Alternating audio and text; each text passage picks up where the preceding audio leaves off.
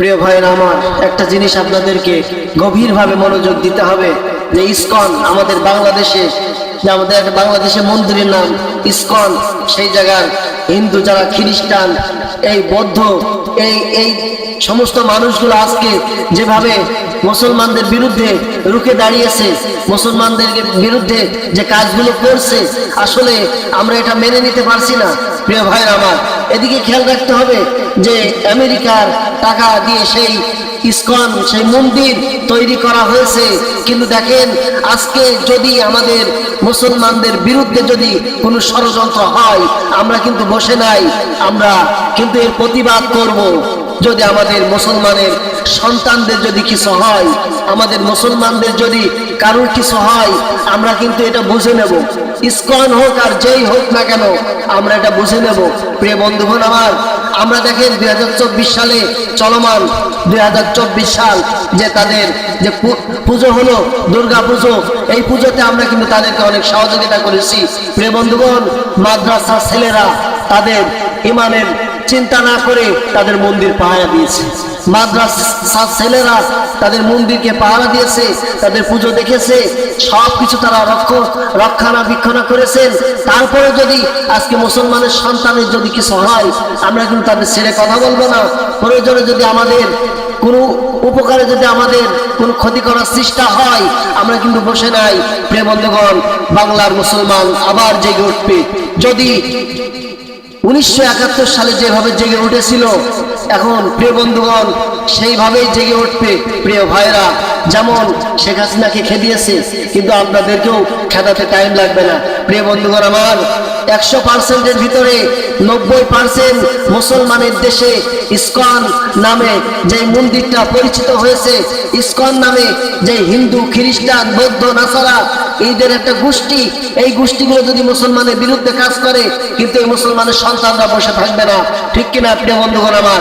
এদিকে খেয়াল রাখতে হবে যে হিন্দুরা আমাদের কোনদিন চাবে না যে তারা আমাদের বন্ধু হোক, কিন্তু তারপর দেখেন আমরা জানের রিস্ক নিয়ে তাদের 2024 সালে মন্দির পাহারা দিয়েছি, তাদের পুজো মন্দির পাহারা দিয়েছি। চারখানে কথা, কওমি মাদ্রাসার ছেলেরা পাহারা দিয়েছে। তারপরেও যদি আপনাদের এই শয়তানি বদমাইশি যদি বন্ধ না হয়, তাহলে আমরা যেটা ব্যবস্থা নেওয়ার দরকার আমরা সেই ব্যবস্থা নেব। ঠিক কিনা প্রিয় বন্ধুগণ আমার? যদি বেশি লাফালাফি করেন, দাদা বাবুর দেশে পাঠিয়ে দেবো, যেমন ভাবে আমরা পাঠিয়েছি স্বৈরাচার আমাদের জালেম স্বৈরাচারকে আমরা পাঠিয়েছি। প্রিয় বন্ধুগণ আমার, আল্লামা সাইদি একটা কথা বলেছিল যে 12 কোটি গাছের গোড়ায় থেকে 12 কোটি আর আগায় থাকে 1 কোটি, 12 কোটিতে আস্তে করে নাড়া দেবো, এর মামু বাড়ি দিল্লি গিয়ে পড়বা। প্রিয় বন্ধুগণ আমার, সেই কথা আজকে অক্ষরে অক্ষরে প্রমাণিত হয়েছে। প্রিয় বন্ধুগণ আমার, সে কিন্তু এখন দিল্লিতে আছে। প্রিয় ভাইরা, ভারতের মুসলমানও তাকে দেখতে পারছে না।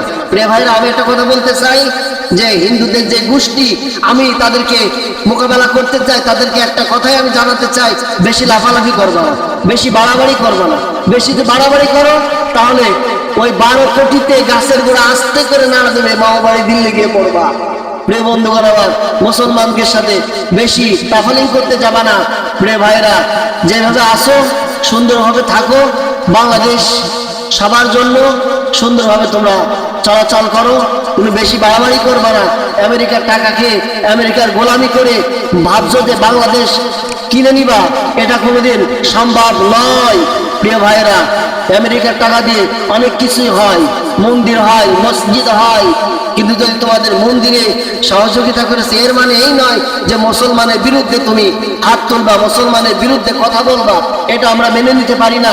প্রিয় বন্ধুগণ আমার, আমি সতর্কবাণী দিতে চাই, ইসকন গোষ্ঠীদেরকে আমি জানাতে চাই যে মন্দির বাংলাদেশে হওয়ার পরেও তুমি কেন বাংলাদেশের মানুষের বিরোধিতা করো? প্রিয় ভাইরা, এদিক থেকে আমাদের সতর্ক থাকতে হবে। যখন মুসলমানের বিরুদ্ধে হামলা চলে আসবে, আমরা বসে থাকবো না। যদি হামলা আসে, আমরা তাদেরকে 12 কোটি দিয়া 1 কোটি মামা বাড়ি দিল্লি গিয়ে পাঠাবো।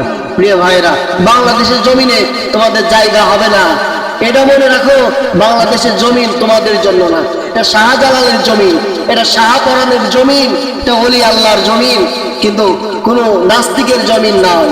প্রিয় বন্ধুগণ আমার, বিভিন্ন ইস্যুতে দেখি, বিভিন্ন টক শোতে দেখি তোমরা আমাদের রসুলকে নিয়ে গালাগালি দাও, তোমরা আমাদের পূর্বপুরুষদেরকে নিয়ে গালাগালি দাও, তারপরে আমরা কিছু বলি না, তারপরে আমরা তোমাদেরকে ভাইয়ের মতো ভাবি, তোমাদেরকে আমরা নিরাপত্তা দিয়েছি, তারপরে যদি তোমরা এখন যদি মুসলমানের বিরুদ্ধে কথা বলো, মুসলমানের বিরুদ্ধে যদি আঙুল তোলো, আমরা বসে থাকবো না।